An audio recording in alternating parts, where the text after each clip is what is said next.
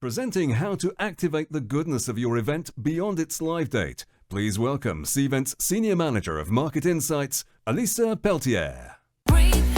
Ooh.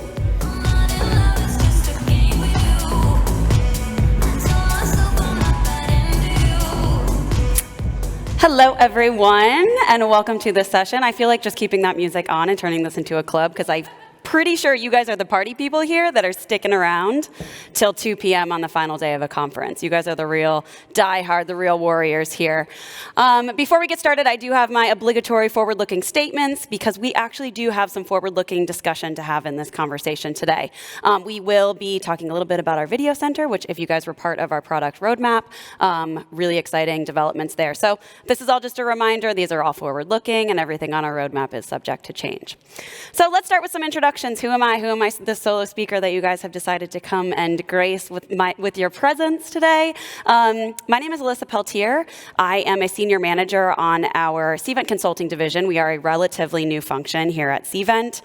We support enterprise organizations of the Fortune 2000 predominantly, better aligning their usage of event tech with business objectives, whether that be around cost or risk or growth, or one major trend that we're seeing in this space, which is what we're here to talk about today, is the digitization of your meetings and events programs.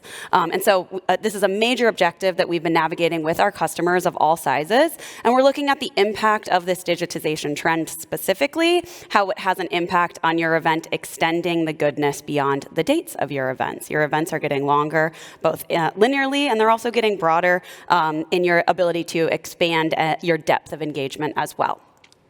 So we're going to start this session with a quick poll. I've been told we have some technology issues, which, of course, we have to be agile in the space, right? So show of hands, who is reaping the value from their events through, how would you quantify the goodness of your event? Is it through leads? Anyone? Leads? Relationships, maybe? Brand building.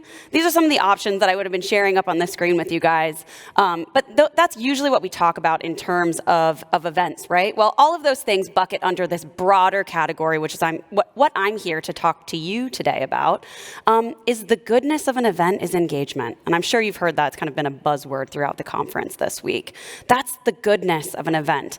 I did not make the title of this presentation. It came from my marketing team. And I felt that's such a great thing to try to define at the start of this conversation. And so we're filing all of these things. Engagement is just a fancy marketing jargon word for interactions. And with each interaction comes an insight related to interest. As marketers, myself as a marketer, I've spent 15 years in this space, we engage on a number of channels, events just being one of those. And we measure the quality of those interactions in terms of some of the things that you see on the screen here. Clicks, touches, handshakes, views, completions, to name a few of those, right? With events, we just get a lot more engagement in a relatively short period of time, which is why marketers are so reliant on these in their events channel. But why do we really, really care about engagement? Why do we care about these interactions? What's so valuable about a click? What's the click actually telling us? Why should we really become engagement obsessed and care about extending the goodness of our events?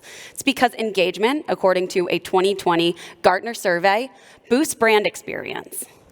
It increases customer loyalty and trust. It provides valuable customer feedback and insight.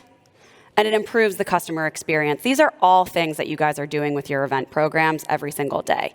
Now, in most simple terms, people who engage with you are more likely to do and continue to do business with you. And at the end of the day, this is what we're trying to do with all of our event programs, right? Those are your key objectives right there. So it makes sense then, if we extend the amount of time that we spend engaging with you on any single channel, events being one of those, we can effectively get more. We get more engagement, we get more interactions, we get more possible insights, and we get more interests from those people that are attending our event and from the same resources that have applied to the single event experience. And this is starting to work smarter and not harder with your event programs. And you're really seizing the opportunity at hand with this newly digitized landscape of events. And by seizing this opportunity, Events have even greater potential then to drive engagement across every stage of your customer, member, or your delegate journeys, whatever you're calling them in your organization. Event marketing is more complete then than any other marketing discipline because you can satisfy all of those marketing objectives within that single event channel, from generating awareness, as you see on the screen here, to progressing leads through a sales cycle, even to retaining or driving loyalty. Events really have this newfound power and newfound perspective to do it all, and this is why we are so excited about this ability to reap the goodness, I'll keep putting that in quotes, beyond the days of just our event program. You get more value, you get more data, you get more insights to drive those objectives that you see here forward. So let's talk a little bit about why this is happening now. Why is this extended goodness happening? Now we're going to shift and talk about some consumer trends that are starting to fuel both our ability and your audience's appetite and willingness to extend engagement in B2B events. So the easy answer is the pandemic changed everything, right? And it did, but we can get more specific than that. Your audience is becoming more receptive to extended engagement with your event experience, and here's why. So trend number one, what we're going to talk about here, is the explosion of video. The sheer amount of video, and also your audience's preference towards it as this preferred medium for content consumption over, let's say, static images, right? It's staggering. According to Cisco reports, video content will account for about, and you see the stat here on the screen here, 82% of overall internet traffic in 2022. And why that might matter to you as a business professional is that research has found that 84% of consumers are convinced to purchase after watching said video. And even more, in 2021, about 86% of businesses said that they were using this video as an important marketing tool. So key in here, gotta use video. And at that same time, more stats to throw your way, 93% of them believe that this is a critical part of every marketing journey. So video is no longer a nice to have, it is a must have as part of your programs. Just look at what's been going on with TikTok, right? Whether you love it or you hate it or you're somewhere in between where you just like to scroll through it, but you don't know what you're doing. Social media is the platform whose sole focus is on video content. It's delivered in this snackable, bingeable, viral-like streams. McNeil talked about that in the product roadmap yesterday. This bingeability, this snackability. I want more. I'm going to keep consuming, and maybe I'll consume it for 2 hours and have no idea where I am. But that's the promise of TikTok. And other social media platforms are starting to catch wind on this appetite for video. So in an effort to compete and stay relevant, platforms like Instagram have been in the news. I don't know if you guys saw what was going on with Kim Kardashian. She was very mad about Instagram trying to change the algorithm, if you will, towards video. But that really is because of their users' preference towards videos and watching things in Reels. And so despite some of this public outcry, you know, Kim being one of them, there's really no denying that Instagram will need to continue with that good blend of both static imagery, but combining that with the video content to really stay relevant. And so we see these providers like Netflix or an Amazon Prime. I had to delete Hulu from my presentation because apparently there's no Hulu in the UK. That is news to me. But we've become accustomed to watching this video in a hub-like setting. You know, you go to one place, you get it all, it's in one spot. And so this prioritizes and emphasizes our ability to binge on things that are channels or episodes or these concepts of being tailored just for you in these topical or thematic type things. And of course, we watch when we want to watch as well. Unlike network programming or cable programming that has a fixed guide and it has a time and place, we're now partial in many ways to the on-demand approach to things.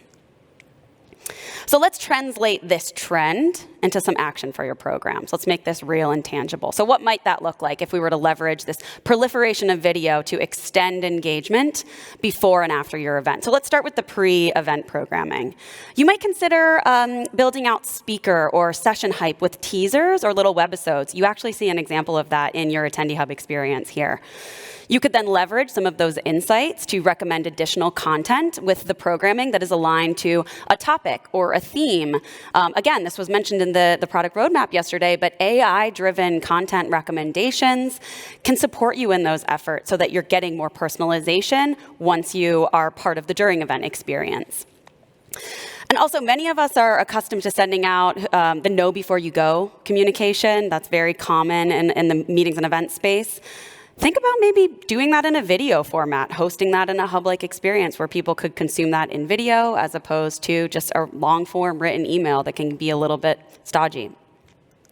What about the post-event experience? So we've talked a lot about on-demand content this week. If you've missed that in any one of these sessions, I don't think you have, because you're here at the 2 o'clock slot, so you guys all have the notebooks. But you don't want your content to die within the 4 walls of your event. You really want to start serving that up as on-demand content videos. And this is music to my ears, because I spent 5 of my years as an event marketer and focused on the content marketing here. And it's these types of opportunities where we see event marketing merging with this larger digital marketing strategy. And you can start to think about delivering non-event videos and content alongside of what you just produced at your event.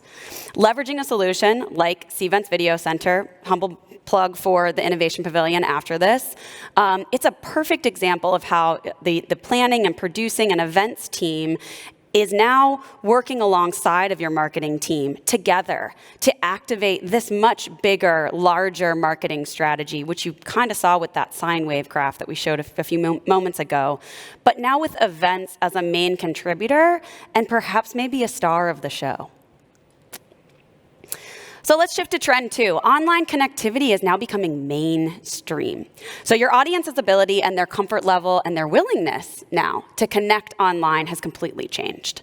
It's due to these efforts of the pandemic, right? So life online is very, very much part of our society now. We can and we do conduct work online with these collaborative tools, strong video connections. All of these are just commonplace at this point, whether that's on Teams, on Zoom, on Google Hangouts. I don't even know if that still exists, but there's a new one every day, right? Or even just FaceTime, right? Even online dating has lost some of its stigma over the past few years. Apps like, you guys see the Tinder app on here, Match.com, we have Bumble in the States. All of those have become mainstream now and tout their success stories. This is really where people are finding love, and they're finding love in an online setting. And so I'm sure you guys have been sitting in on some sessions this week where there's discussion about the metaverse. There's always kind of like a tongue-in-cheek comment about it. People will roll their eyes, but despite that skepticism, simply looking at how we're evolving and those trends that we just talked about in the previous slides, people are really becoming accepting of new digitally backed ways to connect. And certainly there are members of your audiences under the umbrella of, in our efforts around diversity and inclusion that prefer this type of connectivity. So it makes it conceivable then that we really aren't too far from realizing the potential that is the metaverse. So let's apply some of these trends. Again, let's break it down for what this means for you as the audience. So pre-event, consider offering the ability for your attendees to schedule appointments ahead of time. So they're preparing their experience before the event takes place. Of course, direct messaging capabilities, which is kind of synonymous with your Instagram experience, Facebook, LinkedIn. Those are all availabilities within platforms like Attendee Hub as well.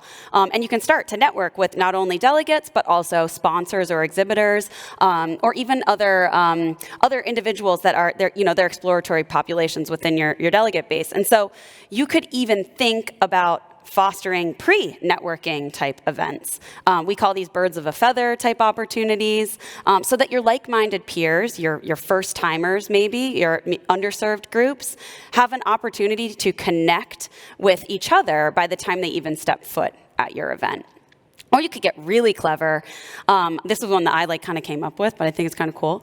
That you could think of your conference profile as almost this conference avatar, so that you could get your attendees to start to incorporate their digital selves into a physical aspects of the event. But of course, you have to know your audience and see if that would serve their appetite. But it's something to think about, right? It's this converging of these two spaces.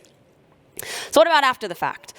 It's really important to acknowledge the notion of community that's just been fostered through your event. Expect your attendees to want to continue connecting online with each other, not just through applications like LinkedIn, but through applications that you can have at your fingertips too, and you can kind of control the community that you've created. Again, opportunities like direct messaging, things like that happen after. Platforms like Attendee Hub will even allow for AI-driven recommendations based off of those interests that they consumed during the event, common sessions they may have attended that they participated in, and so you're deepening and enriching that experience after the event even takes place. Again, fostering that notion of community. And now our last trend, this notion that digital enhancements are embraced now. Enhanced environments are everywhere, whether you're even aware of it or not. And so your audience really is willing to adapt this technology and adopt this technology for their needs as an extension of their experience. It's part of them in their journey leading up to and past your event date, so why not take advantage of that opportunity? So let's talk about some examples. We all have seen the QR use case being leveraged for menus now, again, born out of the pandemic. This is this digitization of things. Even the act of wearing a smartwatch, I took mine off right before, I didn't want it buzzing, but I'm sure some of you guys have the wearables on right now. It gives you that just digital assist as part of your day-to-day lifestyle, whether that's you haven't stood up today or you've stood up too much. In the instance of a conference, you've hit 10,000 steps before 6 a.m. But it's really those types of enhancements that we see that are being embraced by consumers like you and attendees like you as well. And shopping experiences to compete with the kind of e-commerce space. Many retail stores have gone through a digital overhaul as well.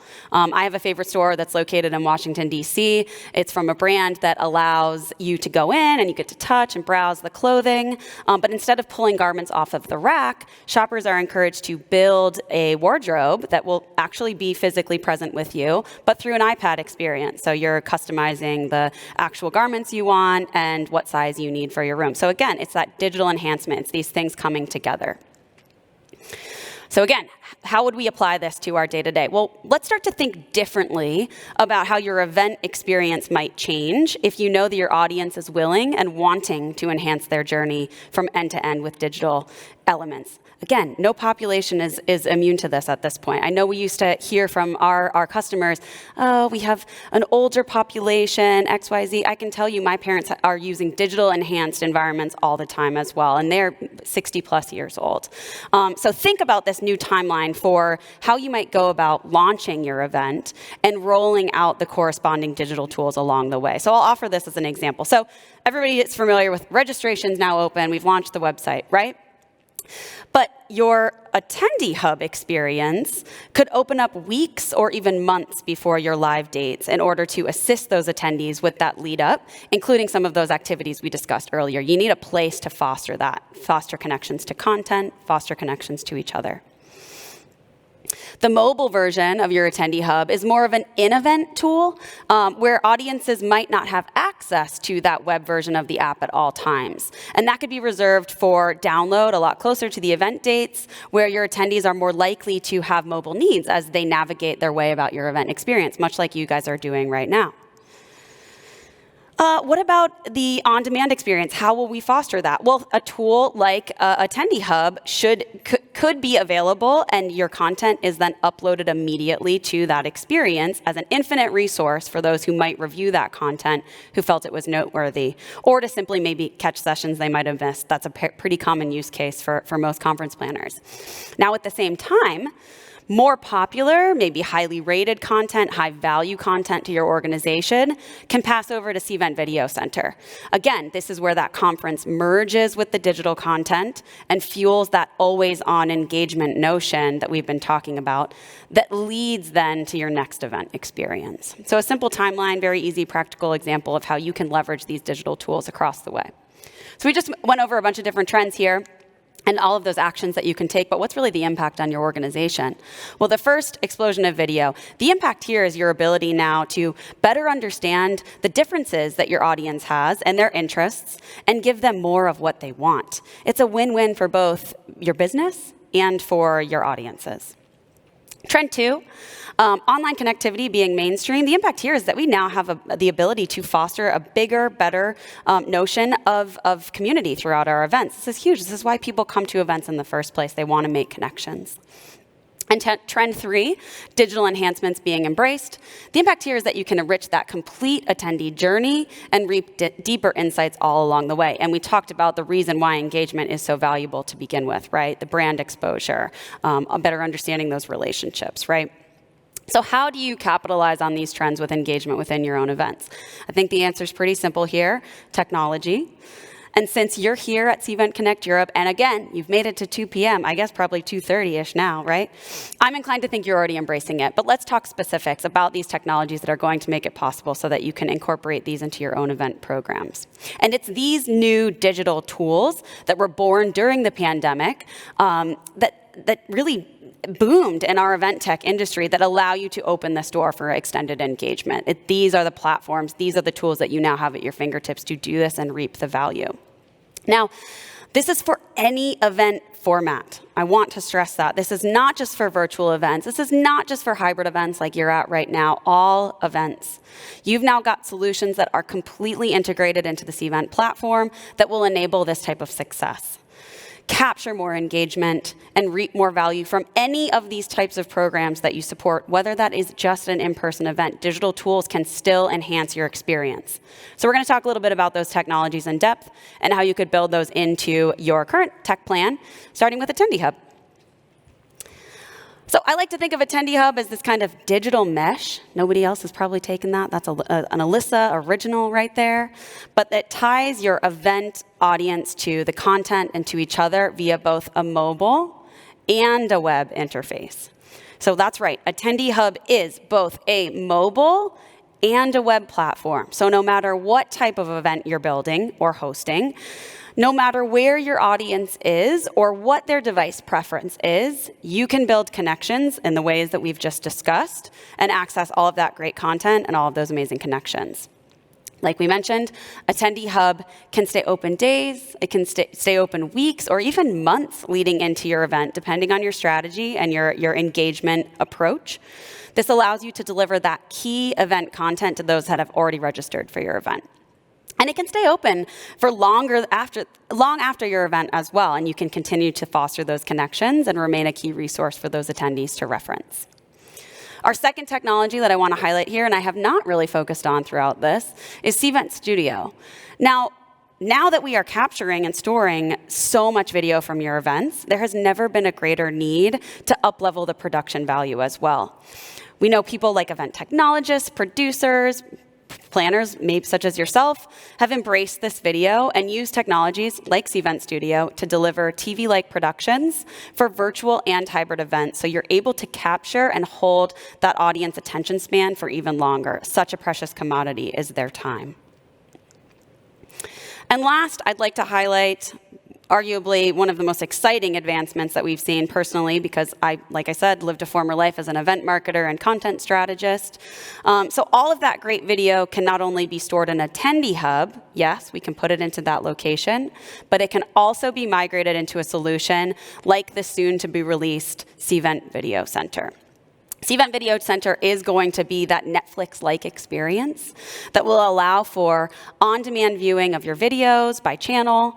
You could start to merge, like we said, you can merge that event content with other outside content, helping you to realize that potential that your event content has when it merges with other marketing assets. No longer does the planning function need to live in a silo.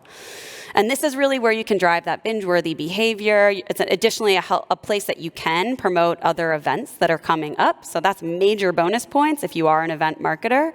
But if you are, again, if you're curious about any of these technologies, I do strongly, there's hours left of the conference. I encourage a stroll in the Innovation Pavilion before you head out. Or for any of those that are listening online right now, we do have a hybrid audience for this session, popping over to those virtual stands. Our product experts are willing and able to share details on all of these products and others that were discussed in the product roadmap. I also would encourage making sure that if you missed that session yesterday, to catch it on demand in the Attendee Hub. So with that, I challenge you all to think a little bit differently about how you're doing things today, right? One of these steps goes a very long way in reaping more goodness from your event. So ask yourself, how will I activate the goodness? So with that, I do have, I think, 5 minutes for Q&A. If we want to go ahead and get those questions up here, if you put anything into the mobile app. Oh, great. Already available. All right, how far ahead do people reuse the content? Is 12 months too late? Example, when promoting next year's annual conference, reference conference from the last conference? Heck yeah, you did all that work from the previous year. You absolutely should use that as a testimonial and proof point that this is the type of quality content. Now, if the times have changed and your content is not trending anymore or out of date for, like macro trend reasons, certainly sunset it. But for the most part, we aren't changing that much. The pandemic, we've settled down a little bit, guys. The rapid digitization has calmed down slightly. So yeah, use that. And not only just show the long form content, but one of the major recommendations I would suggest is chopping that up and using it into little snackable bites on social.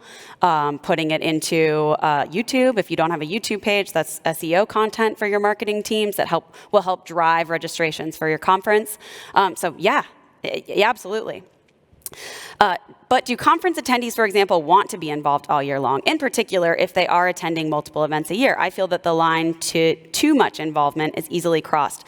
Your attendees or your audiences, if they are engaged with your brand, want to keep engaging with your brand. They're curious about you. They want to do more with you. They're going to consume content throughout the year. As marketers, that's what we are always on. Marketing is always on. That's the deal with marketing. We're trying to get you with little cookie crumbs.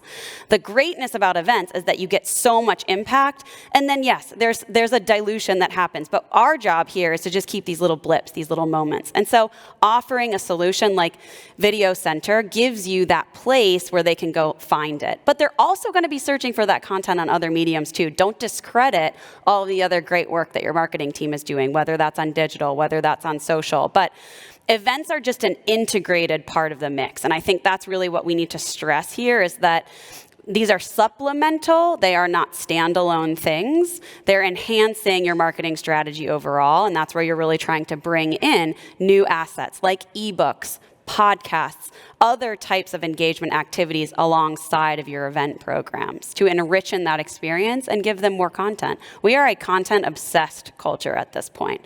So if you think you're doing too much, you're fine.